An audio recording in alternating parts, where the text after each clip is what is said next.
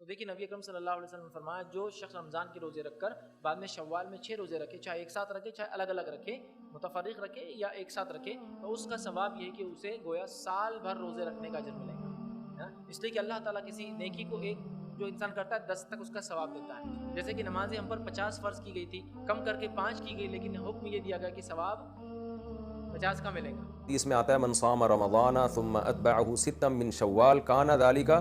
من صیام الدہر او کما قال صلی اللہ علیہ وسلم، اور یا دوسری روایت میں یا صحیح الفاظ پورے یوں ہیں فذلك صیام الدہر، تو دہر سے مراد سال ہے۔ تو آپ صلی اللہ علیہ وسلم نے فرمایا جس نے رمضان کے پورے روزے رکھے اس کے بعد پھر 6 روزے شوال میں اس نے رکھے اس کے بعد،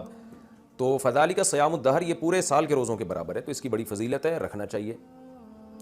شوال کے روزے الگ الگ رکھ سکتے ہیں کیا؟ شوال کے روزے اکٹھے رکھنا ضروری ہے یا الگ الگ بھی رکھ سکتے ہیں؟ عمر فاروق کراچی سے الگ الگ بھی رکھ سکتے ہیں، عمر فاروق صاحب اکٹھے ضروری نہیں ہے۔ شوال المکرم کے 6 روزے جس کی فضیلت اہل سنت کی مین سٹریم کی کم از کم 5 کتابوں میں اور اس کے علاوہ بھی اور کتابوں میں آئی ہے۔ نمبر 1 صحیح مسلم، انٹرنیشنل نمبر کے مطابق صحیح مسلم میں 2758 حدیث نمبر ہے، اور فواد عبد الباقی کی جو ترتیب ہے اس کے مطابق 1164 نمبر ہے، 1164۔ یہ حدیث جامعہ ترمذی میں بھی موجود ہے، سنن ابی داؤد کے اندر بھی موجود ہے، سنن نسائی کے اندر بھی موجود ہے، سنن ابن ماجہ کے اندر بھی موجود ہے،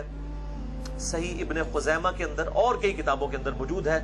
اور مشکات کے اندر بھی موجود ہے انٹرنیشنل نمبر کے مطابق 2047 مشکات المصابیح میں۔ سیدنا ابو ایوب انصاری رضی اللہ تعالیٰ عنہ سے روایت ہے کہ امام کائنات صلی اللہ علیہ وآلہ وسلم نے فرمایا جو شخص رمضان مبارک کے روزے رکھے اور اس کے بعد شوال المکرم کے 6 روزے رکھ لے، یعنی یکم شوال کو چھوڑ کر، اس دن روزہ رکھنا حرام ہے، وہ آگے احادیث بھی بخاری مسلم سے آئیں گی، باقی پورے جو 29 یا 28 دن بچتے ہیں یکم شوال کو چھوڑ کے اس میں 6 روزے رکھ لے، تو گویا کانا کا صیام الدہر، وہ گویا کہ ایسا ہے جیسا کہ وہ ایسا شخص ہو کہ جو ہمیشہ ہی روزے کی حالت میں رہتا ہے، یعنی جو روزانہ روزہ رکھے اس کی مانند اس کو ثواب ملے گا جو صرف شوال کے 6 روزے رکھ لے۔ الحمدللہ۔ اور امام ابو حنیفہ رحمہ اللہ کی طرف بھی ایک منسوب قول، ان کی تمام فقہ کی بنیادی کتابوں کے اندر، چاہے وہ فتاوی عالمگیری ہو، الموطا امام محمد ہو، ہدایہ ہو، باقی کتابوں میں تواتر کے ساتھ امام ابو حنیفہ رحمہ اللہ تعالی کا قول بھی ملتا ہے کہ وہ شوال کے 6 روزوں کو مکروہ اور بدعت سمجھتے تھے، صحیح نہیں سمجھتے تھے، اور ظاہر ہے کہ جب وہ صحیح نہیں سمجھتے تھے تو پیچھے ان کے روحانی اولاد بھی موجود ہے جو ان کی غلطیوں کا دفاع کرے گی، چاہے ان کو آپ صلی اللہ علیہ وآلہ وسلم کی صحیح احادیث کا انکار کرنا پڑے، ان کو کوئی شرم اور حیا نہیں آئے گی۔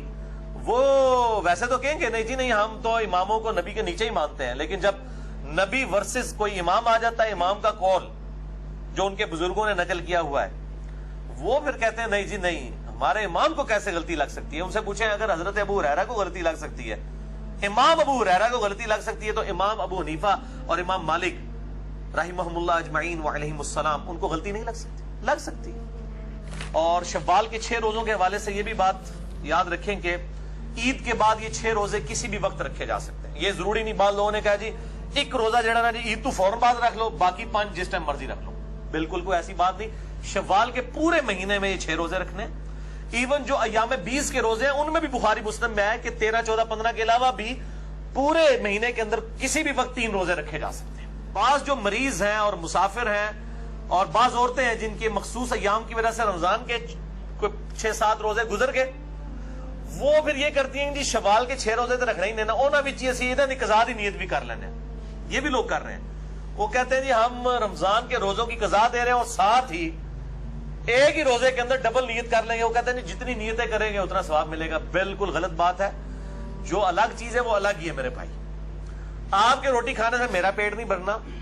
میری روٹی کھانے سے آپ کا پیٹ نہیں بھرنا، لہٰذا وہ جو 6 روزے ہیں جو کسی عورت کے چھوٹ گئے وہ الگ سے ہیں، یہ شوال کے 6 روزے الگ سے رکھنے ہوں گے، اس کا ایکویلنٹ نہیں بنے۔